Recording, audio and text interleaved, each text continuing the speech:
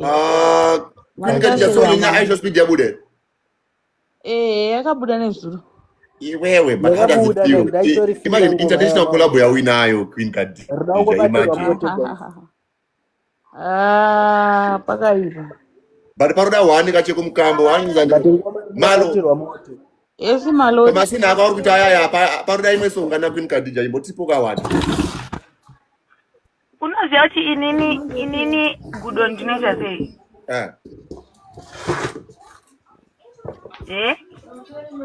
Ndakateerera.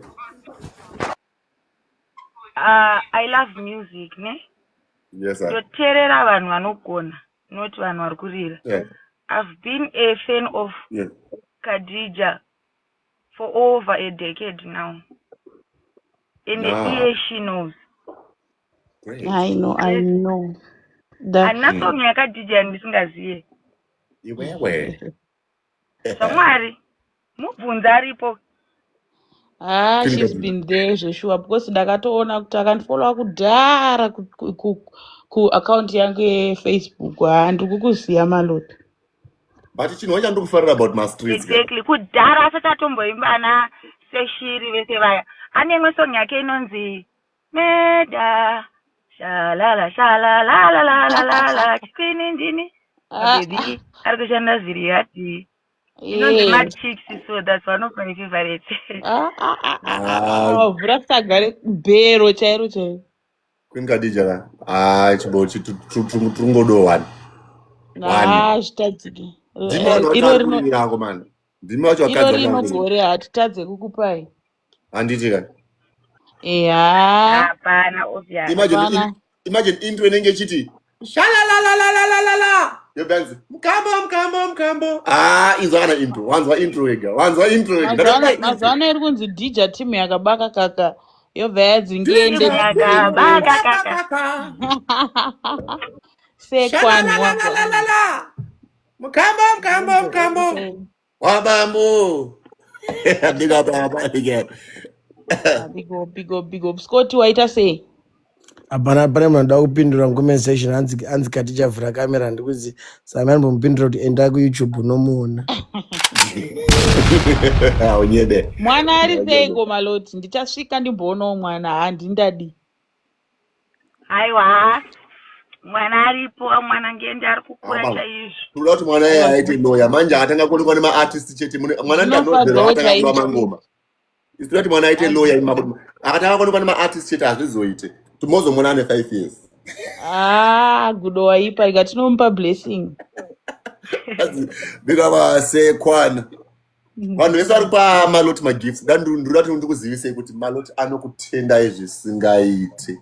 Maloti ari kutenda, Maloti ari kufara. Ani mamunhu achinibvunza kuti mari yangu aufai. Maita basa vedu we ndatoona kakuti mu account mangu mune tumari. Aiwa, Rabai muchiitira Maloti zvakanaka. Thank you. Reason why ndichunza ma celebrity pa TikTok, guys. Ndionza ma celebrity pa TikTok so that vazive kuti kune kwavano appreciatewa kusiri kuma streets kwavanofamba every day. You get what I mean? So my gifts is amnokandra inini amnokandra Scott, Queen Khadija kana anonzani Maloti. Tino appreciate kuti muri kuti supporta basa redu, muri kusupporta movement. Malongende, it's a movement. Malongende isechi malo. It's a movement. Yeah, so guys, I'm to support. Power na Maloti amusikuziya imi. Maloga, power vorungu. Power man. Maloti anosumudza munhu. Good. Ndakaita collab na Ladies Kwanda na anonzanu. Ndakwana msiya muri mu studio. Na Asian Black. Do you know Asian Black? Asian Black asana insomfila kwangu standorizi. Okay. You know song yakaburiswa na madzimai ayo kuti yakutanga ndambodya sadza nemagaka. Ndaiziya. Waiziya? Ndikuiziya. Asian yeye ndiye muridzi wesong yeye iyoyo. So payakabuda pesa iye akabva achitaura handiti. Okay, cool. So she thought she was gonna stop. Then last week, Mponda Sugar, I think ndiye manager wake, akabva asendera ngende song. Ndobva muti ndida kuti uite collab namadzimai, ndida kuti uite vhesi. Alright. Ndinde ndobva player song here, ndobva anzwa iri song futi yaAsian Black. Inonzi China Mutemo. Inonzi chi? Ndobva iri song yaAsian Black. Okay. Futi inonzi China Mutema. Okay. But then it's China Mutema until it translates to Asian Black. Asian Black, yeah. Okay, yeah.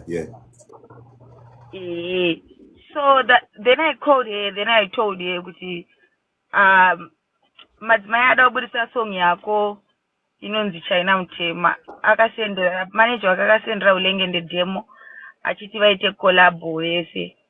Wise.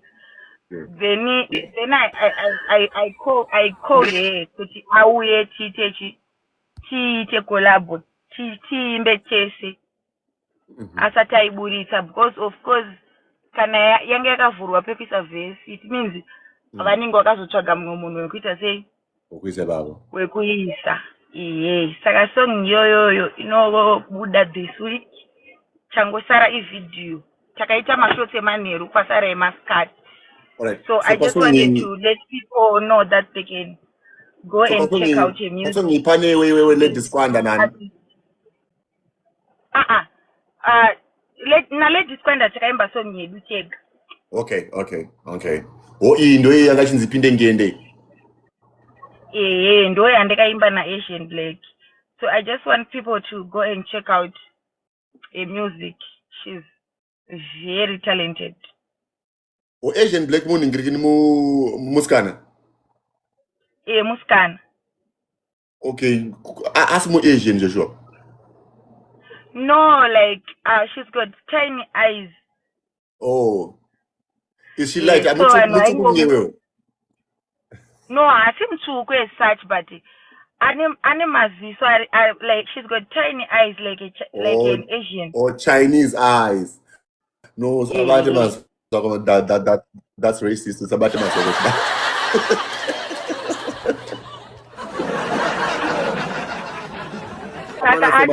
Go and check out Maloti featuring Asian Black. Gazirai masongs iwayo guys. She's very talented. Yatobuda ere song yo Maloti. No, haisati yabuda. Tikuiburitsa kuswera mangwana. Tatikaita video mashoti emaneru. Saka kwasara mashoti emaskati. But then she wasn't feeling well. So apa adzoka nhasi. Sikata kupedzesa mamwe mashoti achasara. Okay. Aiwa, ladies and gentlemen, Queen Khadija featuring iShowSpeed. Yako ku YouTube. Pana iShowSpeed nani Queen Khadija? Mr. Attention. Mr. Attention, of course. For sure. Khadija wasanomboenda mubage. Anobo. Takampromisa demo. Angopinda muchibage. This time afuna kuenda Queen Khadija. Tunatika kudzura. Awazonduraya. Maloti kuziya musiya vandakasangana newe ndikakudza kuti ini hachete zvekuimba. Takasangana zvechimwe papo naye Queen Khadija. Ndena mbenda muchibage. Mawex ngarowa kumana. Rambai muchirwa mawex. Madi. Zviri say. How are you, Khadija? Queen Khadi. Malongende Madi. Wakwana. Where? Mashandro akaita Maloti, Mr. Attention, Queen Khadija last year, boys. Makashanda. I'm sure even you Maloti pese kubva opinion industry wasarambosangana nework rate yakadaro. But inini ndio kupinda kwandikaita muindustry ndikapinda last year yoyo. Ndikatanga kuimba last year muna January. But kanjani kuita busy? Ungari busy ka? Busy like recording. My recordings, my shows, my interviews. Plus one up futi malo ndo time yangu wakazvitakura pai. How hard was that? I can say it wasn't hard. And it's also a good thing because I was trying to show other women not to see pregnancy as a setback. Because there are so many people, especially my artists, zvekutoti munhu akatororwa pasina kana nhumbu kana chii, kana ungonzi munhu aenda unocheya mapoto, anogona kutomboregedza kuimba, kana kuti munhu akaita nhumbu anobva atiza pasocial media. I don't know, man. Vakadzi vanoona pregnancy kunge setback.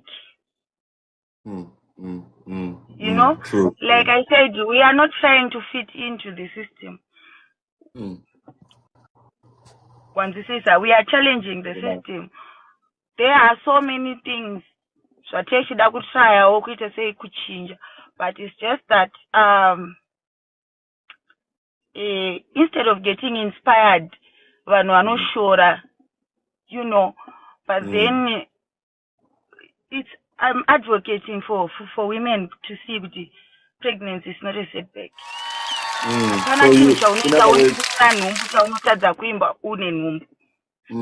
So in other words, you're trying to say, kana uri pregnant, embrace it. That is that you are going to have a child. Celebrate this kid, even achiri mudumbu.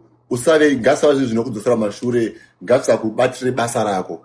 Yeah, man, I big ups to that. I also want to add up panezvekutaura naMaloti. Yeah. Maartist echikadzi endai kuna vanhu vanokudai. Musaende kuna vanhu vanokumisai kuimba. Thank you. Pane vanhu vekuti vanouya mulife mako uchitoita zvauri kuita ka. Uchitoimba ka. Munhu ouya okuzoti nandi munhu anoimba iwe wakandoona nchiimba. Watoo problem. Pauda kutonetsa pamwe. Hauchatotambiriki. Watoo enemy yangu. Uziwo wauda kumisa progress. All other female artists wants to venture into music industry, they should know kuti anytime handifane kumira because of some things zviri beyond.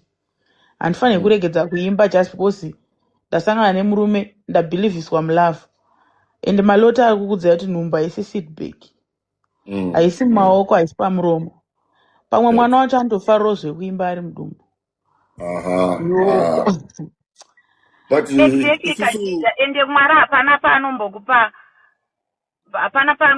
mwana kuti utambure, especially unplanned kids.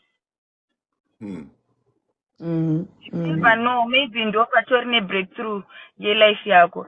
Even Junior Sprague, musi wakazvarwa Sauro, musi wakazvarwa mwana waSprague nesister yangu, ndo musi wakatanga kufamba zvinhu zvake. So sometimes you never know. Even ngende musi wakazvarwa mwana uya ndo musi wakatanga kutofamba life yake. Hey. You know, I like the way Yamuri, like you guys, you are somehow spiritual people. You know, kuti God will never take you to somewhere He cannot get you through.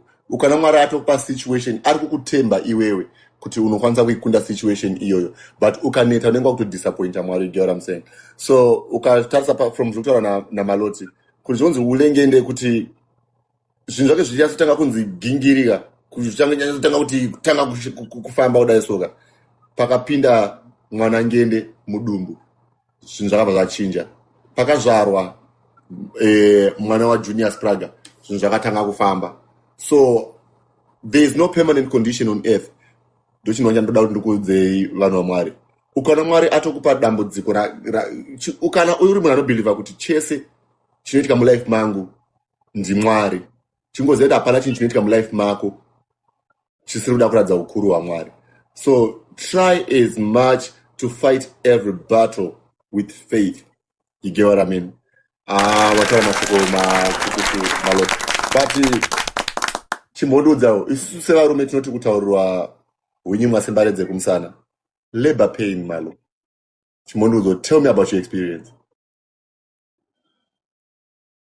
Labor pain, it's beautiful because the pain is worth it once you hold your baby. So it's not a pain that we must talk about. Ende ipain inokanganwika. Ukazvara nhasi wewe.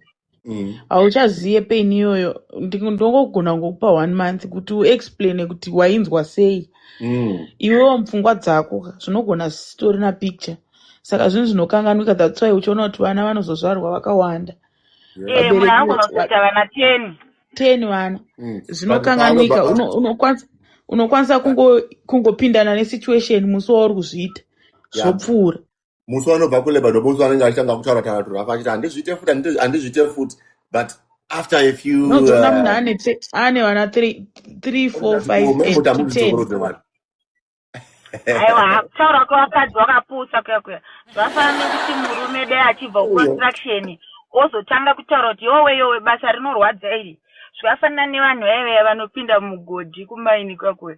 You never hear men complaining about mugodhi mazodii. Isu tisiri busy kuexplainera varume zvinhu zvisinei navo. You can never come back from work wotanga kucomplaina kumukadzi wako kuti kubasa uko kunorwadza saka uda kuti ndiendereni. Just take it as a man. That's how it is. That's what neglect. Hadzisi nyaya dzekuti tofana kunge tichitaura zvekuti labor wazoburitsa mwana akakwana ari healthy ari chii is something to be thankful for. Chikomborero aunyebe that is a blessing. Ukana wapiwa vacho vanonzi mabouncing babies ka unofanira kutende Mwari. Guys, ndine mfano wa artist wandida ndimbonzwa mumbondiretero mfano. Ndine mfano wandiri kubelieve kuti there is something maara. Mune nguva yacho here Malo? Nina kudona. Makwenda kuona ipinka ndiro mfano ukawanje. Alright, but ndokona ngodona funa ngine 1%. Iritako. Ngodonera ipapo. But ndati mungonenzwiro artist awo kuti network yake ayisikumitra musarenye nasi. Vhura mic yako tinzwe likustar. Ndoda mbonzwa kuti Maloti na Queen Khadija vanofunga kuti chine talenda rako. Alright, sisi Maloti na Sis Khadija muri sei?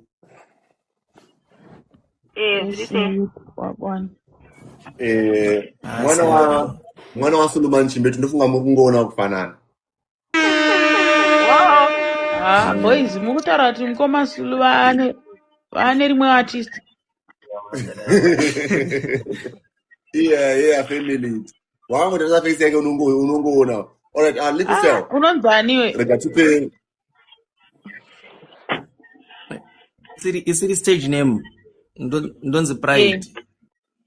Aiwa, unofana kutaura stage name kuchikorere kuno kwauda kutaura strap.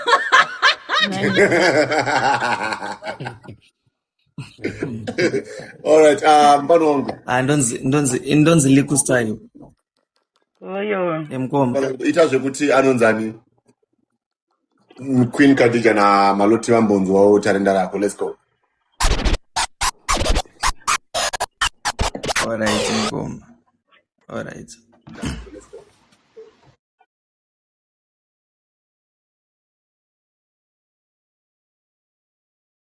Network yacho ameno zvada kuita. Mukundwa. Wow. Yeah.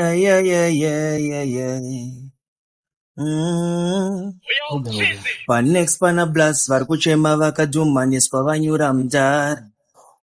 Paopposite pane mwana kuroja akadzingwa jedzi vafa umandara. Kuzoti besti vakarambwa vabviswa umandara. Gana neni atinomborwadza cause life is amaka. Dai makatipa moyo inoweredzwa nesimbi. Dzimwe nhamo dzatinosangana nadzo mukurarama dzoda ushindi.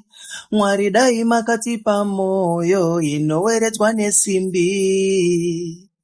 pamwe taisazokunzwa kurwadziwa zvaizove nani. Ndicho chishuwiro kuva nemoyo, kuva nemoyo, kuva nemoyo yakasimbarara, kuva nemoyo, kuva nemoyo yatiinayo yarwadziswa ave marara, kuva nemoyo ndoda kuva nemoyo, kuva nemoyo wakasimbarara, kuva nemoyo, kuva nemoyo watiinawo warwadziswa ave marara.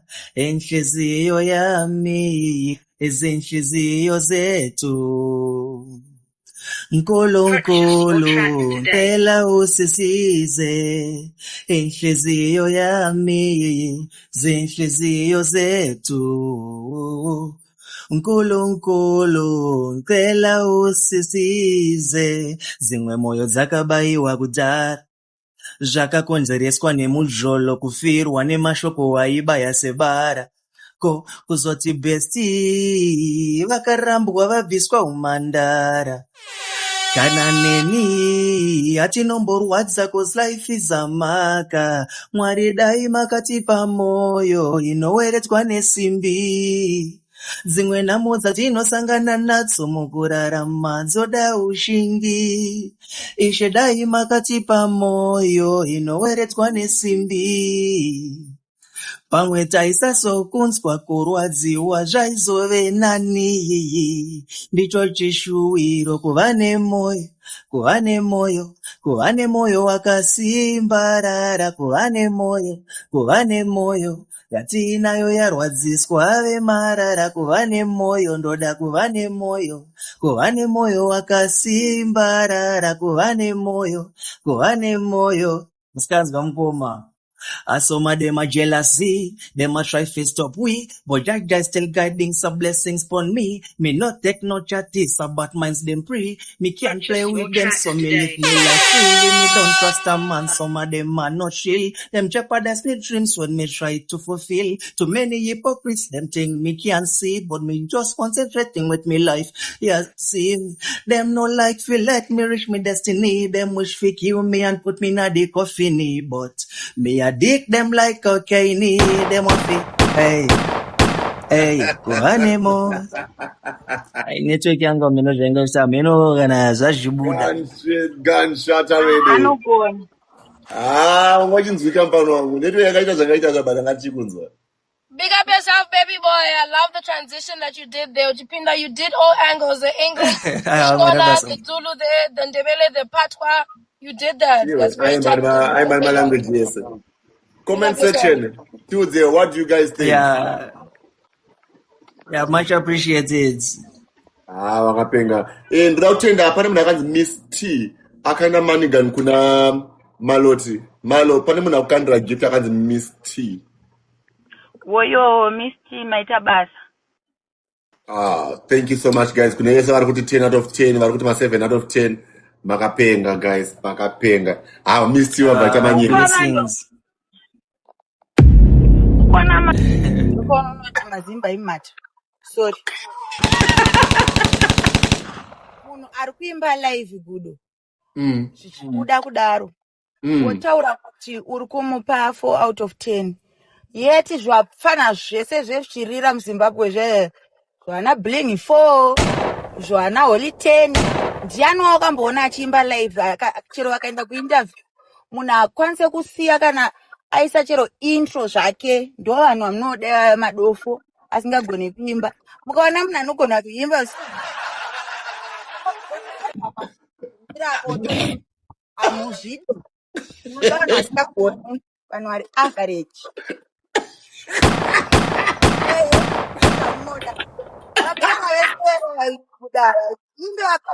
Wait 2 hours uchingowawata uchibvunzwa zvekumama naOla wewe. As an artist. Akaimba kuya ndiye. He said flow. Santa. Vamwe vese. Apana. Wanoimbira mustudio chete. Honestly guys, Yewe nokafika kutaura chokwadi agone kuimba live. Ndikunyebe. Anogona kuimba mustudio. kana uri kuona waisira pano 3 out of 10 kana 4 out of 10. chingoziva kuti uri hater zvamwari, because honestly guys, my lyrics angashimba nemupanda uyu, kugara kwanga akaita mabeat, kublenda kwanga achiita nebeat, wompa 4. Bro, you just a hater, bro. Music. Vanhu vanoimba zvisina melody zvisina raimu. Inini ndonzwisisa kuti when you are a rapper sometimes unogona kuimba zvisina melody. Unofana kunge kaune mabars kuti raima ndokuti talent. Kwete kungoimba. Manje 2026 kudoka inguva yekuti vanhu vakugona chaivo. Yes, I. Gore rineri shamwari yangu muchaona zvichaitika gore rineri. Vanhu vanofuna kuimba vachatopinda ipapo. Because anana TV vese vekumama vaya vakatovharwa. Malo. Jimmy. Iwe kusanditaurire zvaBlink 4 mwana mai. Anoimba mustudio, maartist havasi masuperstar, vabreak dance. Ndorwadziwa naye anoikomba. Ndingotaura chokwadi chete, chokwadi amduchinzwa. Ndati hakuna rapper asingaraime, hakuna rapper asingaite anonzi mametopa, hakuna rapper risingaite risina mabhazi. Havasi marapper vapana wewe. Vanabasa ngavaende vanotengesa airtime.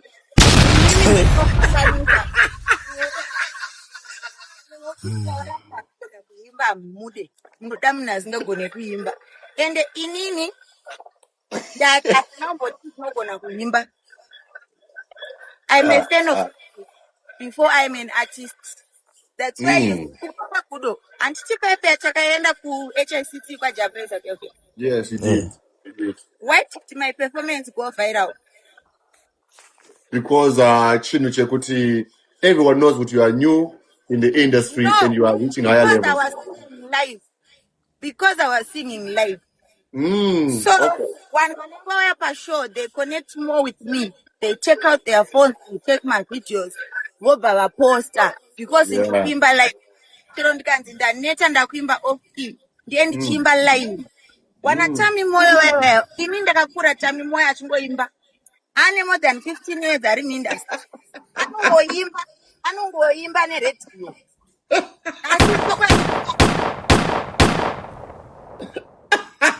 Malo. That's because in India kanonoka kupinda industry. Yes. Kana wewe vanotikunda kuimba. Ndakanonoka industry. Asi ndinotogona kuimba kwadarika because inandimbe ne backtrack kudo. Seko my performance angu achisoenda viral. But chingori chokwadi chekutamudi uchinzwa. Tawari and the show and just recently sinyaita taura chiti kune vanhu vari kuimba vachishandisa AI. Because vanhu vanorodza masidhi kuti unorodza the actual song uri pastage. Saka uri kuite pastage ipapo. Ukatamboti nashaimba mic iri 1 meter apart. What are itaurwa panapa? Yes. Vari kushandisa AI mono amai. Ungaimbe shwa vanhu vabhadhara. Mic iri 100 meters apart. Hands making iri kumati vina astro. Vakazviona wani. Kasa mungode kuadvita chete. But honestly, Joshua, tamwisa vanenge vachisa like all the effort pa craft yavo. Kune vanhu vakutoti vakunda kustudio kunoimba vachinzi dzokorodza. I was dzokorodza that part, it's a lot of work. And seeing someone coming up and making it to the top, iya asiri kutomboimba, akutomboshandisa AI kuti it-detect a voice rake. And the next thing akutogadzira hit. Yeah, I think could disrespect our industry, could disrespect the dance. Ndononzi kuona dance ungepona ivo. Paya panenge pachinzi vanhu vari kuona dance ungepona. Kune timu rese riri pana pandiri kumwe mundifollowero mupana akanzi Liku Style guys. Ndiye one mupana so far wandiri kuti ndinoda ndimbozama kupushawo nezvishoma zvandinazvo. Ndingozama kuti ndimpushe kuti angosvika pari nani. Tambirewo music yake. Ari kuuya kuHarare kuti auye kuzorekodha.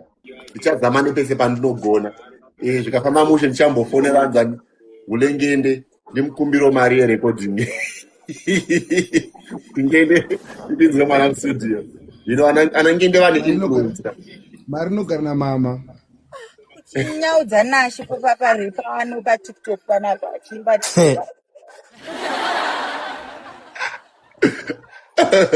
ndaiti ndichatenga mota hombe pane masongo aya akakalongwa masongo ayo mzadani pano mataurira inoita shoniso wakatonzwa munhu chida kuti rudo noti rudo inonoza unotozvinzwa inenge chiti rudo exactly iye manhu anokwa rudo anenge achitodzera flow iroro that's why kana wazonzi chimirapo utiimbire zvawaita pasong tatara munhu anozongoisa kutoridza because anenge atadza Astro music ari kubvo ndinaidzino Astro guys because Astro ndiyakaine nyaya iyi pana vachiti hanzi vanhu vari kuningirikinza hanzi vanhu vari kuimba neAI havasi kuimba to the extent yekuti vanhu vari kuimba chaivo chaivo vakutoshaya mukana vakanisa music yavo kuradio zviri kunzi no these guys are sounding better than you guys that is different darika munhu wese no Astro ndiyaitotaura no handisi kumupisa like Astro ndiyakatotanga nyaya yekuti vanhu vari kuimba neningiri Astro can sing Astro anoimba live like pasina instrument or pasina chi Astro can deliver voice rake sezvariri wangu vanhu vanoimba vanogona kuimba vakawanda ende vanhu vanotovaziva kasi mazimba ndo zvangori wanomirira munhu kuti atanga asapotwa namanashitv ndosika ndokufara kuti vakavhara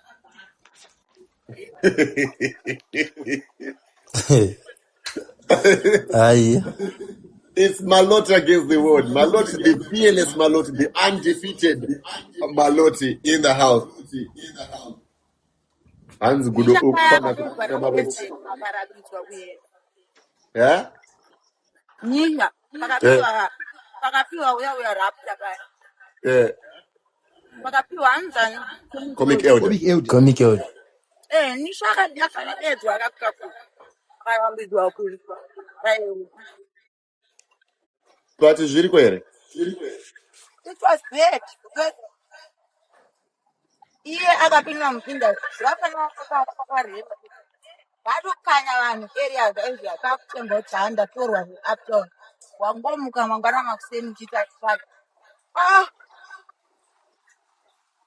Wakamuka masingo. Tyler King, please mute.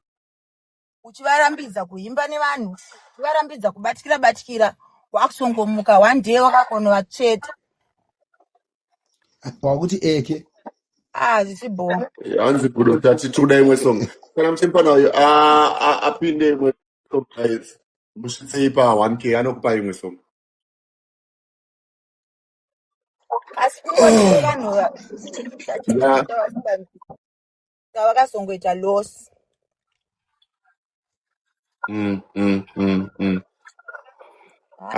Zviriko.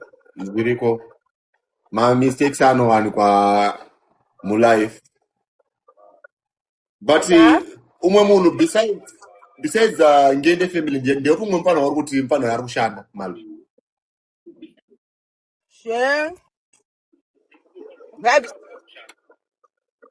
Ndiani? Vibes T. Hey! Vibes T, shout out to Vibes T.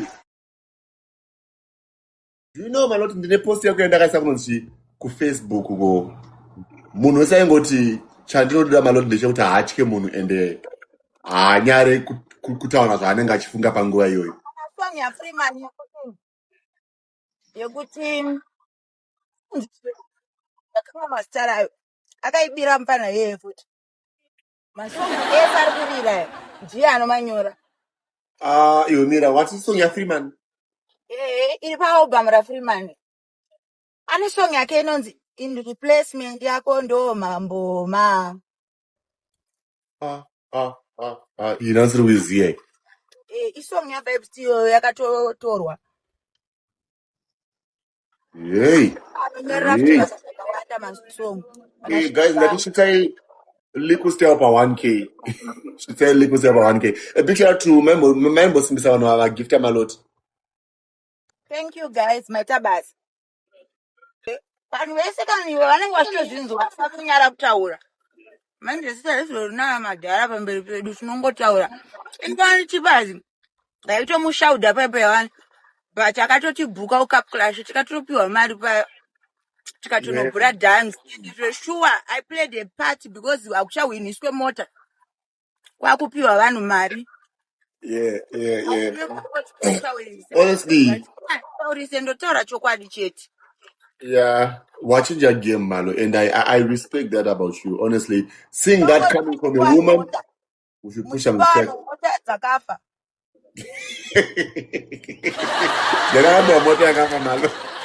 Vangeso kapiwa mota ukaplash kuya inga ndakazvitaura wani gore rese ndairamba ndingozvitaura kuti gore rinorumuka winisa vanhu mota ndiri kuuya ikoko namakanika wangu kuzotesa mota makaniki wangu abatongotaura kuti chakafa chinhu ichi ndobva wanzi aiwawo malota anopenga nokuna kungoya panapa akatiradza kuti mota yakafa ngatipa pano wamari ndakatoona uzi nenyaya iyoyo everyone knows about it ndakaita gore rese tuka chipaziwa vanhu vakatoti muri kutuka chipaziwa nemurume wako hamufe makairira hamufe and you prove them wrong ukati no kurira chipazi haridze munhu anoridza munhu ndimwari nemukana sorry zvenyu I'm not on a cook up class with Chibura dance. Mari nemano no bora dance wowani. And toto batwa Maria kawanda kutodarika vanhu vanenge vachimunyengerera chipazuya.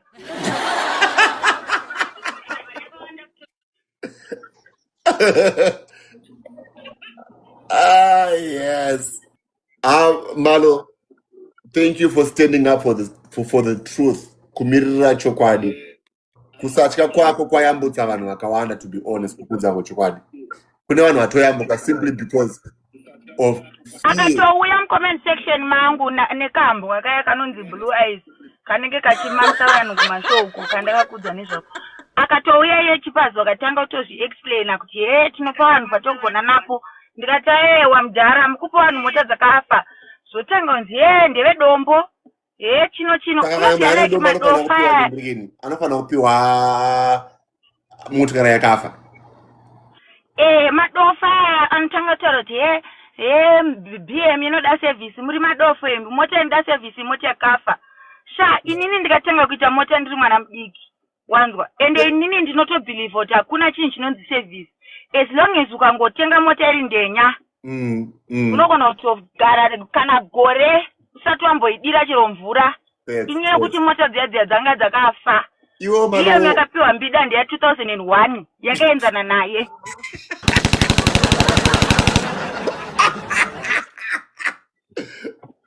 Mano, wakata first car yako ngone makore mangani? Ndane 14 years bandikaita first car yangu ini. Serious? Yes. Bongori piu muziva. Vanhu vachingotaura zvasingaziye. Service yakudiko pamota ya 2001 boys. Iyo unoteera kuti hakuna mota yakasimbirana neBenz neBM. Oh yeah, true. Mota inoda service mota iri mu good condition. Yeah. Saka pamona dzaipo hapana vaimotokana kuti yaito kuti ichingobva kupiwa munhu yakutoda service ipapo. Okay, so Chipas own inonzi P&M Motors. Okay. Saka vano break a motikari. Specifically ma BM. Yeah, I know about that one. Saka mota yaya vanotoibatanidza. Takaperekedza ngwambi kubasa kwa Chipazi tikatosvika chimota chakazopiwa ngwere light chachi. Chichitobatanidzwa mapatsi, dori riri yellow, bonnet riri green.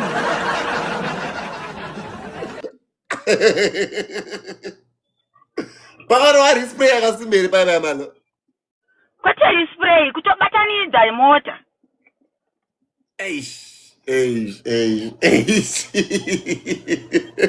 Kungoti vana ngwere light vanotya kutaura but isusu vanhu vanenge vari kunzoko vanhu vasiri mumaseko zvemaartist. Saka isusu manje tinozodhumana kumastudio wakufamba netsoka seiko iwewo wakapiwa pombi last week. Ndonzi yakafa yakaenda kuservice. Iyo nyara futi kutaura chokwadi kuti vedwe mota iyachi yakafa. Yakagurumuka. Hey. But honestly, as a nation, tikasa kutenda kuku-appreciate for the little that you have done. You know, as now we better. Varume vakawanda tunotya. Inini 4 years, I've been afraid to post about Blue Eyes kukudza kuchokwadi. Blue Eyes isusu akati tambara. Blue Eyes akandibuka inini pandakatanga kumuti ndavinga mari yangu. You get what I mean? Because ndaidaidzwa na Chippers himself iye pachake. Anga sina problem because Chippers ainditi. Iye futi sometimes atori bomb derayo. But vanhu vanoshanda futichi ndo vanomamisa vanhu vanobvula. Because inini ndakanoti ndashandira Chippers malo. Like aindidaidza ndini ndasvika ndichivhura dhanzi kusvika kuma 12 am 1 am apa ndiri upcoming MC wise. Ndobva nditi unopota uchiti ukapedza show woyazotora mari, ukapedza show woyazotora mari. Ndo zvakada kuti Blue Eyes azondibuka inini because anga danzi mfano wauda unzinoziya stereki. Wauda unzinoziya stereki kwakunya ndoda mari stereki. Ndakakupa mukana iko zvinhu zvakupisa chichi. But maya mukuru onai panotoya kushoka ndokunzi ndipiwe ochi yetransport yanangoshandisawo. Haisi mari yekuwanda zvekudaro. Waiziya. But Blue Eyes akabva andimaka zvekuti akabva andiscratcha pamashows eChippers ese. But mwari zvaanoita manje pano kuti munhu anoendesa munhu kumberi haasi munhu. Chinoendesa munhu kumberi ndimwari nenyasha dzake.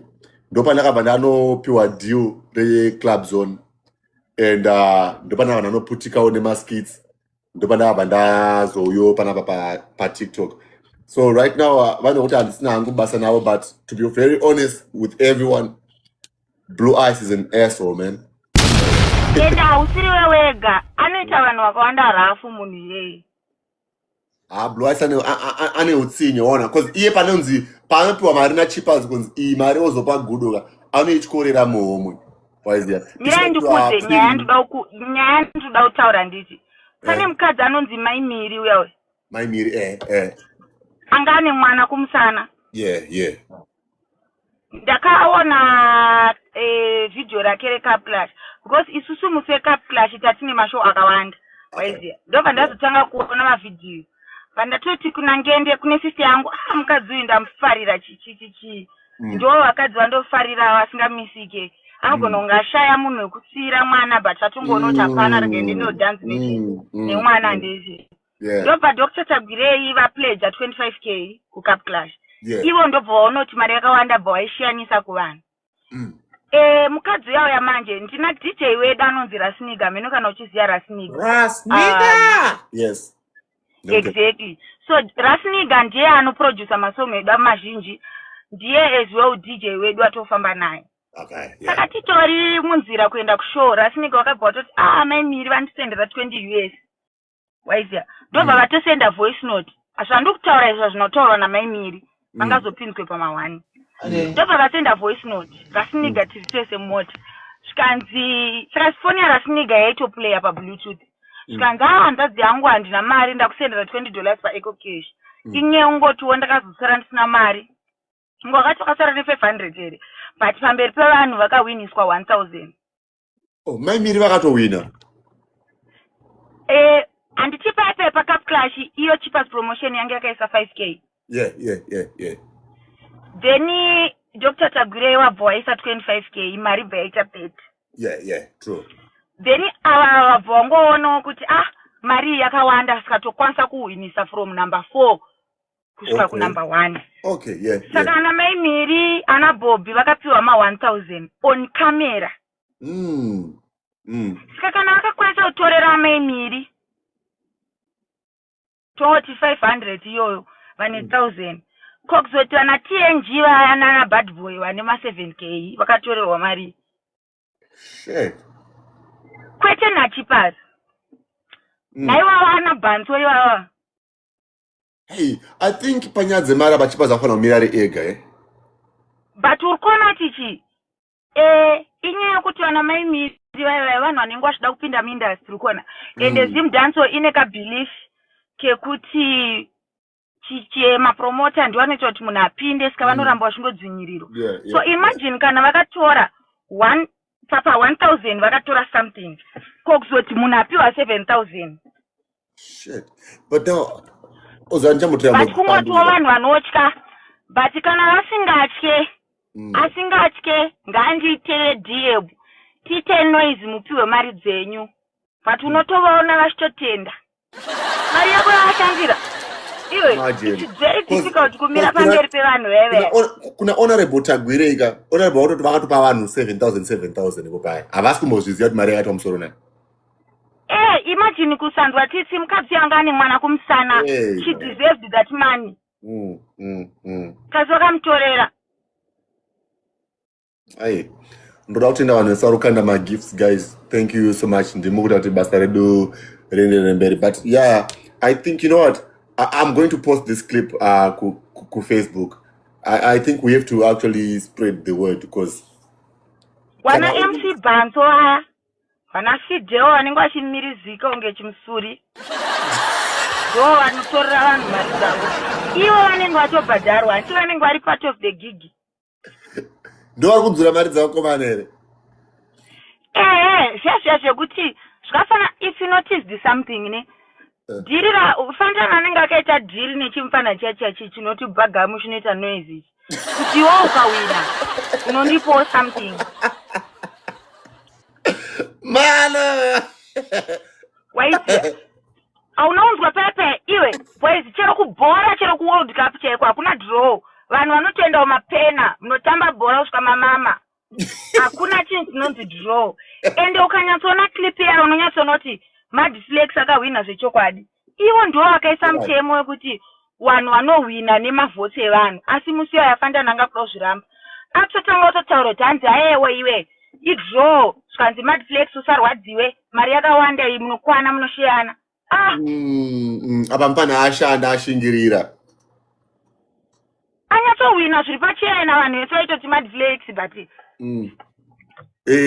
pabva patanga kukomplainwa DJ Ino anyora mucomment section hanya DJ Ino uri ma pabva patanga kukomplainwa pepa pabva patanga kukomplainwa pepa yaka kunzi sandana ari kudai asi unoona next year ndiye anenge angoripo ipo paya ndiani chichatika cup clash chichapesera yadhakwa vafana vachapesera sasaende vangoti kunoitwa vanhu rafu because vari kuramba vachingoisa same vanhu ivavo vari kungochemwa navo mukuramba muchingovaisa mukuramba muchivaisireiko hanziye mari yakawanda iye zvaakapiwa mari nachivhayo achishanda na levels akadii kuti aiwa GAU inodhura inoita 150 rega titengese tishiyane nepakati. Deep, that's deep. Deep isa. Akatotanga nekutorwadziwa kutotanga kutotaura kuti hanzi aiwa mfano wangu mari yakawanda iyi vatinga kuigova kuti patsanurwe vadaro off camera kuti vanotorera vanhu mari so imagine kana vakatorera ane 1k vakamutorera 5y kokuzoti ane 7,000 vakamutorera mari. I think ndofana mwenzo because inini ndotaura nanzanu na TNG ndichada ndimbomuudza kuti iwe mari yako yakauya yakakwana here ndoda kuti ambonikonfirmira ini handinyeperi andiudze chona ukona TNG anogara kwaIfield. Yes. Waiziya shamwari yangu yandaikudza yekufaya kumbare patikarohwa pepe anogara panext door naye. TNG she doesn't come from a disadvantaged background zvekuti akapiwa 7,000 anenge achinzi ada kuzochengeta nenge ada kuzodii tiri mageto youth tine brains dzakafanana wapiwa 7,000 unongonotenga pombi asi haana kutokwanisa kuita izvozvo nenyaya yekuti mari dzedzatorwa paya. No, TNG from because in TNG anondoda achindudza zvinhu kukudzana kwachowani akatsvaga kamota akatenga kavits kanotora vanhu from airport kataxi kepa airport ndo zvakare ndochekutanga chaakaita then chechitu number plate dzemota idzi mukudziziva number plate yemota manumber plate emota dzavakatenga ndinganyepa ndinganyepa kawo. Pane AC ne AE.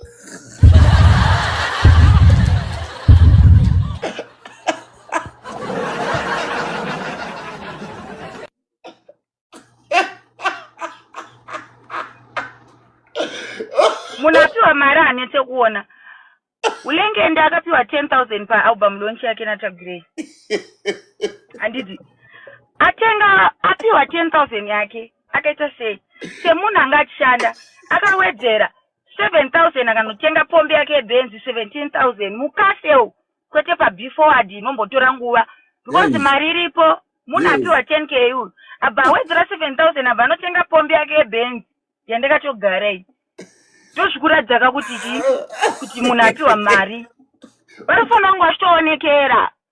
Because Westpac chitori kapo vakabatanidza mari yavo zvinoreva kuti isa tinopiwa 10,000 yake.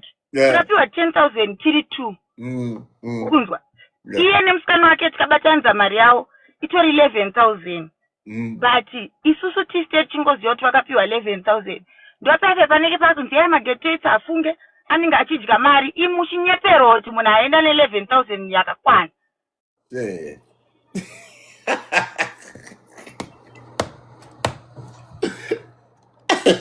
Yay! Manoti kana uri kutsvaga chokwadi chaufungidza kuti pane ukanzwa kusiri kubuda chokwadi samu mumastreets bvunza Maloti kana achiziva nezvacho anokudza sezvachiri. Aiwa vana drip shop. Havana drip shop. Hanzi wakavhura shopu wani. Aiwa kana havana kuvhura shopu kana. Wait.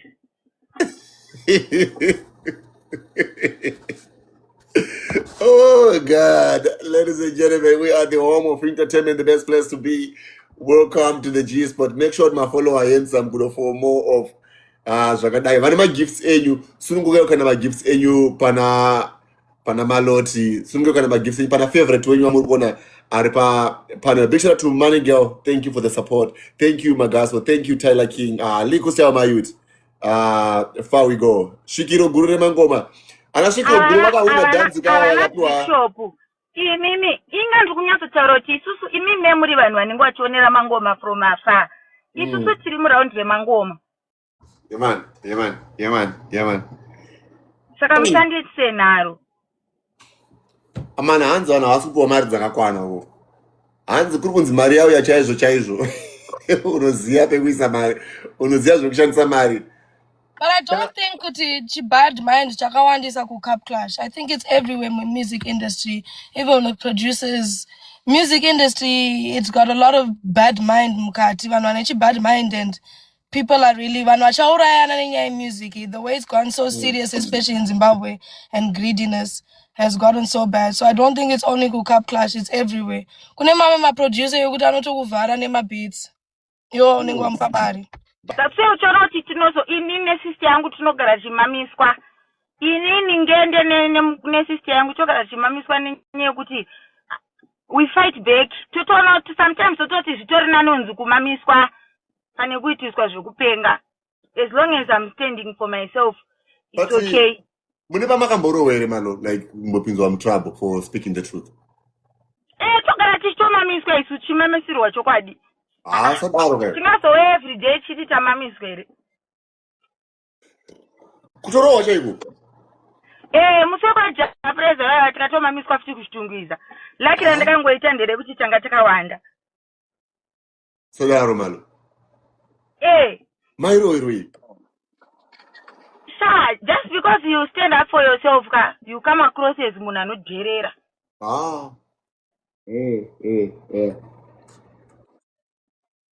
Hey. But inini ndinotoona kuti zviri nani kumamiswa. Asi unomira pachokwadi chako. Because I'll be standing up for myself. Like I told you, we are not here to try and get into the system. We are challenging the system. Inyongoti mageto youth anochka, but inini nangende we are living proof kuti licking people doesn't take you anywhere. There are so many people in the music industry wanotogona kuimba udarike nina ngende, but zvinhu zvataita in 3 months dzarira ngende zvakawanda zvinotodarika vanhu vane ma10 years vachirira. Yes. Nenyaya yekuti havapirwe mari dzavanodeserve. Nenyaya yekamentality kako kekungoti ukadhisapromota you must be an athlete ndokuti zvinhu zvako zvikufambire. Vakangoya vanhu vasina kudai ikoko. Kune vanhu vanosponsa mangoma vakaita sana Rastisi wewe. Rastisi anobata produce oti ndinoda kugadzira rhythm rekuti market uitsapindi. Iwo unoda mari munhu obva ataura mari yake. Ataura mari yake anoda obva atiti twapinza maartist 30. Obva apiwa mari yake kugadzira rhythm. Maartist 30 aya munhu obva abudisa mari chero ari ma100 iwayo. Antobudisa 3000 yekupa maartist. Obva abhadhara futi mavidhiyo. Mukomana anoita mavidhiyo aRastisi anonzi Brandon XG. Anobhura mukomana wayo anodhura. Vobva watobhadhara futi mavidhiyo. Producer uya haape maartist mari, anongopa munhu uyu. Masongo atofuti obva amaisa pachannel pake. Saka Rastisi vakasvika pakuti ina anchatosupport because ndakutongotsvaga artist ndongomupa mari chero akazoidya hake, but inini chanei nchida ndechekuti artist akarekodha oisawo song pachannel pake kainomanitize pepaya okwanisa kuwanawo mari, but chakaitika kuti vanhu vakawanda vasabate mari. Munhu akatobata mari pachikuru chanabhazuka chichindi Enzo Boza Kangwara. Vamwe vese vaya chero ma-YouTube channel avo haana kusimba, haatomanitizike because haana ma-views. Masongs avo ese aibuditsirwa pachannel yeChewSport. Ava split, avape artist split, hapana chavanomupa. Vanotora song zvese. Munhu unosvika panguva yekuti unenge usiri papiki usingawani mabooking. But kana une YouTube yako nedistro yako pamwedzi uzoshayawo kana ka3K kako kekuisa muhumwe because mavidhiyo anoramba achingovhurwa. Asi inyaya yekuti vakazoda kuvhura machannel izvezvi vapera. Pavanga vari papiki vaifanira kutowana more than 300k subscribers. But masongo avo ese aingobuditsirwa pamachannel evanhu vaiva. Izvezvi channel yeChewSport yacho yakatengeswa.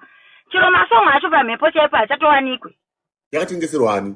What do you mean? Apena kuti yakatengeserwani. Hachatowanikwe masongo iwayo kamatsvaga. Masongo ese zvimaridhimu zvekuChewSport zvekudhara zvezvo kamatsvaga umawani. Malo, inyori yaudondudza iyi. Haisisiri maoko eChewSport. Kusisina peji riya ukatotsvaga unotorushaya. Masongo andiri kukudza nezvako ukamatsvaga kana song yawinze kuti lula iyaya. PaYouTube haipo. So zvakaoma naimi. Zvakaoma. Timu rangu ndiribatsirwa nekufollowa munhu ari paplatform panapa. Kusanganisira neni The Handsome Gudo. DJ Ino ndatira kuverenga message yako but hayablutikwa umwe wangu. I wish maybe dewapindura but I think Malo hasi mood yekukupindura nasi. But a big shout out to you, man. Thank you for the support. My guru Sisendi zviri sese. Timu rese rukana magifts kuna Malot makapenga timu rangu. Makapenga. Ende inini ndikasatenda Malot muzvanonzi nasi. Mwaranga nditonga. Malo, you have made this platform incredible. Ndiwaita kuti platform ino ndiwe umwe wevamwe waita platform ino isimuke amongst ma-celebs esandakahosta. I have hosted my international celebs panapa. Ndakahosta Black Diamond from South Africa, DJ Cleo from South Africa, Mandy Mayhem from Canada, Freeman Mambo Duterere, Saint Flo, Nisha Tees, my artist SM Zimbabwe except for Winky D na Japreza na Macheso. I think ndangomira hangunguva but ndoda kuti ndikutende uchinzwa nevanhu vese vachinzwa. What you have done for me zvinhu zvinotendwa ende kusatenda uroi. Mwari ngaramba achikusimudzirai aendese basa renyu kumberi ende murambe muchinyadzisa vavengi and please ramba uchita stand up for the truth. Apa uri padhuze naNgende here ndozofonera Ngende so that ndotsanangura panyaya yayi. Ndiri mumota iye ari mustudio. All right. I have no problem. You say Ngende ndo anorecord every day. Ngende anorecorda every day. Haperero. Kana anorecorda every day. Yai. Yeah, panenge pachishandwa. Joshua, I think mwari anosvika pachikamu chekuti you know what? The way iri kushanda nemufano ndikamunyima hit this year handinge ndabhayirwa.